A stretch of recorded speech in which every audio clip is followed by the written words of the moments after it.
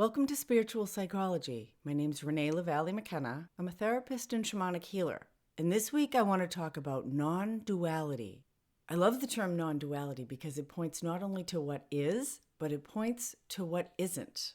It points to the mystery of ultimate reality. In order to be able to benefit from the concept and teachings of non-duality, we first need to understand duality. So we'll start with the idea that we are actually spiritual beings having a human experience. And this plane of existence that we incarnate into is the material world, the earth plane, Middle Earth, as J.R. Tolkien would call it, ordinary reality, as it's known in shamanism. And in ordinary reality, we move around as little individual units of consciousness with our own bodies, our own thoughts. Maybe they're our own thoughts. It depends where you get your information. And actually, that's a whole other podcast because most of us don't have our own thoughts. We have lots of thoughts that were given to us, but that's another conversation. Although it actually does relate with what we're talking about here with duality and non-duality, because in duality, everything is separate. And there are often pairs of opposites. There's night and day, there's water and fire, there's man and woman, which aren't necessarily opposites, but complementary pairs. We have our intellect, we have our intuition, we have love, and we have fear. And these opposites or complementary pairs have dynamic interactions with each other. They impact and affect each other and often create new things. If you put fire and water together in certain ways, you'll get steam, or it may quench the fire. You put a man and a woman together in particular ways, and you may get a baby.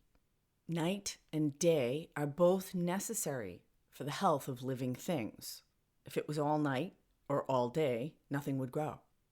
So these complementary parts act as a system that helps the greater whole. But the experience of duality as a human, in our own psyche, in our body-mind-spirit complex, can often be very confusing and painful. Duality is often an experience of conflict, separation, loneliness, misunderstanding.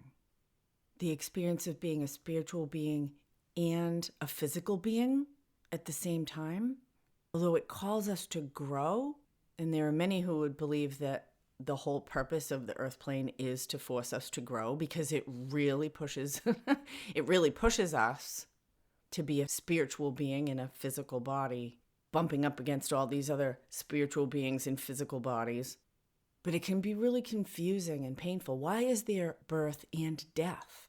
And I think for all of us, there is an existential experience of separation. And that's not a new phenomenon.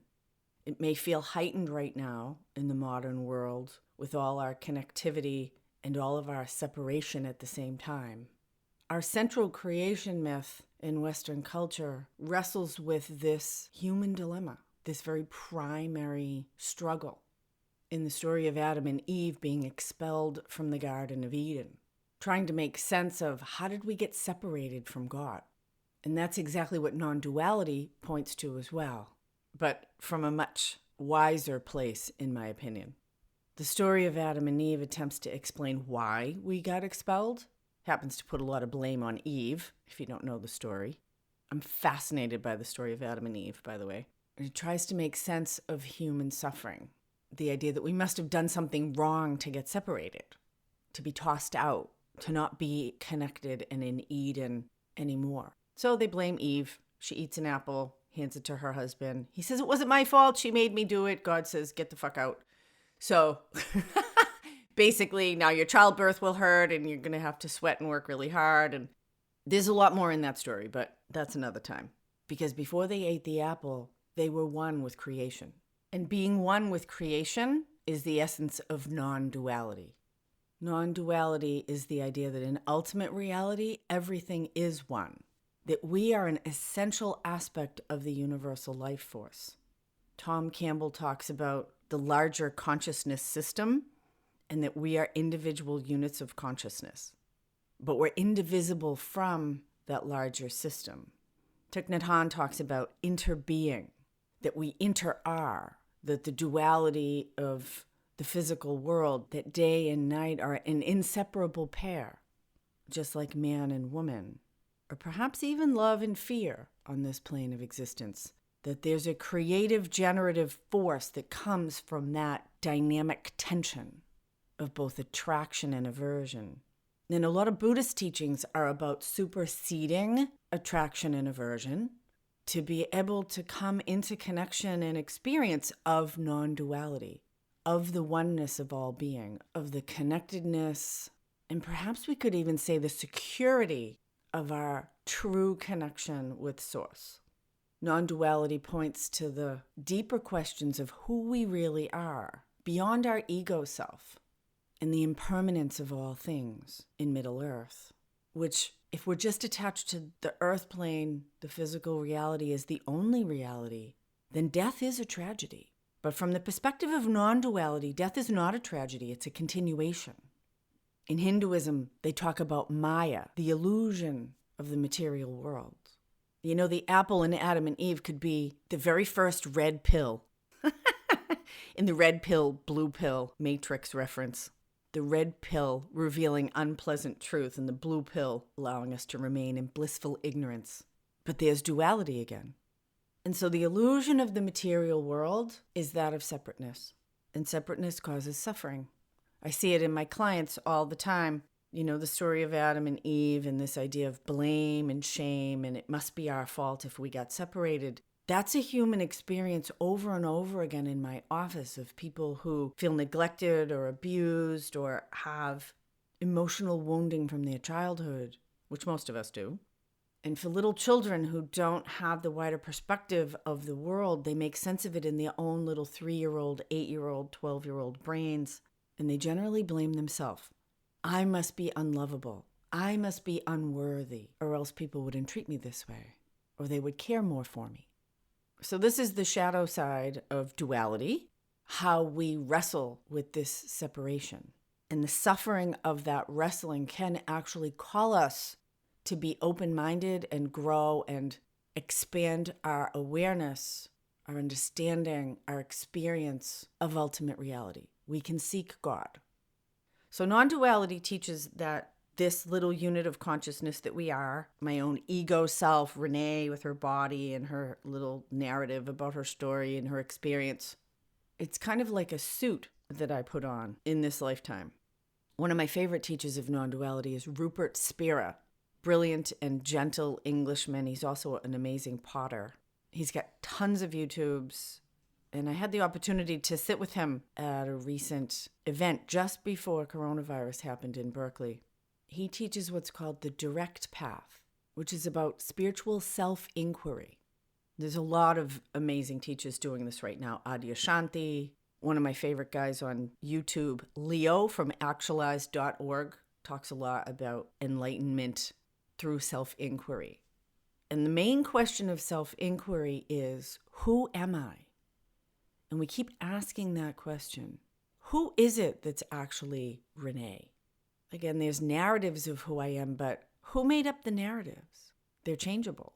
If I'm really present in my experience, who's having the experience? And I could say, well, it's me. I'm having the experience. But who is me, really? Eckhart Tolle points to this in The Power of Now. And so non-duality is Eden. It's the connectedness of all things. My favorite metaphor is that we're all cells in a great body, inseparable from it. And so why are we separate? And in non-duality, the idea would be that the unified consciousness wanted to have an experience. And so it divided itself so that it could experience itself. It had all this love, but love needs a subject and an object, and it could love itself. And I guess it thought that was kind of fun, so it started to do it more and divide and have more and more experiences. The cosmic dance of Shiva and Shakti, of the potentiality and the form. And that's the generative force of evolution, of the ever-expanding, infinitely creative process that we're living in the universe, in the expanding universe. The complexity is growing. Because I guess God really likes it. It's fun to be making new stuff all the time and having new experiences. I know that's true for me. If I'm not living in fear. And the experience of duality can create fear if we don't understand that who we really are is indestructible, that we are an aspect of the infinite, that although our body, mind, spirit complex as we experience it in our regular life is impermanent and it will die, and all things on this plane are impermanent, there is a permanence, and it's our essence. It is who we really are, that although we experience being tossed out of Eden, a part of us never really does. But that's not an intellectual experience. That's what prayer and meditation and most good spiritual practice can really point to that. And the idea of enlightenment is simply to realize that in non-duality, in the ultimate reality, there is no birth and no death. That we are God, a tiny aspect of God, having an experience of itself. We are created of universal life force. That's the spiritual part of the spiritual being having a human experience. And that part doesn't die. Non-duality is about everything that's outside of the plane of duality. And in my very limited explorations, there's a lot outside this little realm that we're in right now. And this is only one of many realms of consciousness. But it's the one we're in, and so let's make the best of it. Let's suck all the juice out of this lemon that we can.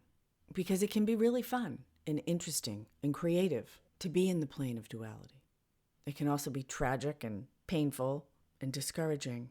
But if we can grow, as life calls us to do, into greater wisdom, then that suffering itself can actually push us into peace and wisdom and understanding that supersedes the realm of duality we live in, the illusion.